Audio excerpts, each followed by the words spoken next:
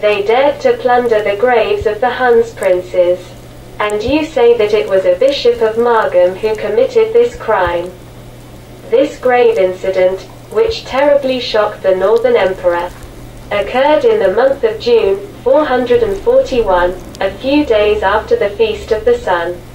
Orestes confirms, our patrol has noticed Bishop Andoche with his men when he started on the banks of the Danube at night. Far from the ordinary places of crossing, the patrol followed their tracks, discovered the looted tombs. Wonges laughs bitterly, and he is a person who teaches others morals. Devotes several hours a day to judicial inquiries and trials, and deliberates judgments. Attila said sadly, it is the heaviest crime for the people of the steppes. Wonges recalls a significant historical example, when Darius, the Persian king, decided to subdue the steppe and after a long march proposed to the Scythians to fight. These horsemen replied, "Find and rob the graves of our ancestors, then we will surely fight." Of course, Darius did not make such a sacrilege and returned to his country with his tired army.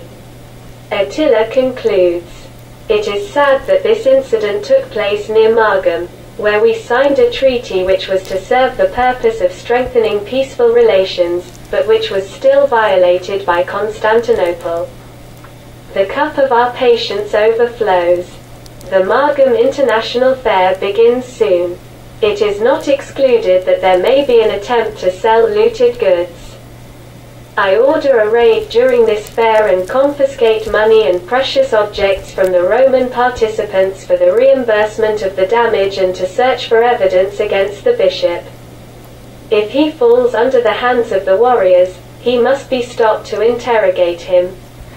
The order of Attila is executed by a detachment Hun, but the bishop is not at the fair at the time of the raid. After this raid, an exchange of letters began between the two emperors. First, it is Theodosius, who expresses his surprise at the attack on the international fair and assumes that this raid is organized by uncontrollable elements. That is why he proposes to his friend, the Emperor of the Huns, to find and punish those guilty. Attila replied that the subjects of his empire were obedient and explained in detail the reasons for the raid at the fair and asked for the extradition of Bishop Andoche. Theodosius ordered the questioning of the bishop, who naturally did not acknowledge the terrible crime, and transferred all the charges on the grave robbers. Theodosius then advised Attila, whom he considered an educated and civilized person, to address justice against the bishop and provide evidence. After reading this letter, Attila cannot refrain from laughing. This reply is worthy of the editor of the Code of Theodosius. Wonges laughs, this compilation of the Roman laws is the only useful affair to the life of this emperor. All other cases are handled by Pulcheria and Eudoxia, who are squabbling among themselves. Attila becomes serious. According to our laws, thieves are punished immediately after the discovery of their guilt and without a long procedure. How can Theodosius admit the idea that the emperor of the Huns may appeal as a civil party to the Roman tribunal? We must teach him on the battlefields that he must be more respectful of the OUS Northern Empire. Let him immediately deliver Bishop Andoche in conformity with the customs and international law. This reaction of the Emperor of the Huns upsets Orestes, who realizes for the first time that this conflict can degenerate into war. He remembers Attila's words, Constantinople does not respect all the conditions of the Treaty of Margum. Our patience is coming to an end. Another serious incident and the Eastern Roman Empire will be punished. In the next letter, Theodosius asks to send him the list of the stolen objects. Attila reacts brutally. He said to the Roman messenger, "Tell your emperor that I will not answer him any more." I was asking for the extradition of the criminal and not the beginning of a bureaucratic procedure. I will go and arrest him on your own territory. When the messenger came out, Attila ordered, "Begin the maneuvers along the Danube border. Send messengers to all the princes with the order of mobilization of the troops for a great war." Bishop Andoche sees from the wall of Margum how the Hun troops unite on the other bank of the Danube around the flags with tan-graced crosses floating in the wind. He hears the sounds of drums and trumpets. The bishop trembles at the idea that the Emperor Theodosius, so inert, can sacrifice him to avoid war. There is only one solution. Send Attila a messenger with a proposal. But what proposal? What can he accept? Life in exchange for Margum. Why not? Margum is a mighty fortress. For Attila, it would be interesting to take such a fortress without losing a single warrior. Maybe, would he accept to leave me bishop of this city or of another? There is no other solution. The northern emperor accepts Andoche's proposal and the bishop opens the doors of his city to the Hun troops. Now a great war is inevitable. Attila climbs on a high summit, detaches her gold belt and hangs it around her neck. Then he sits on the stone and communicates a whole day with God.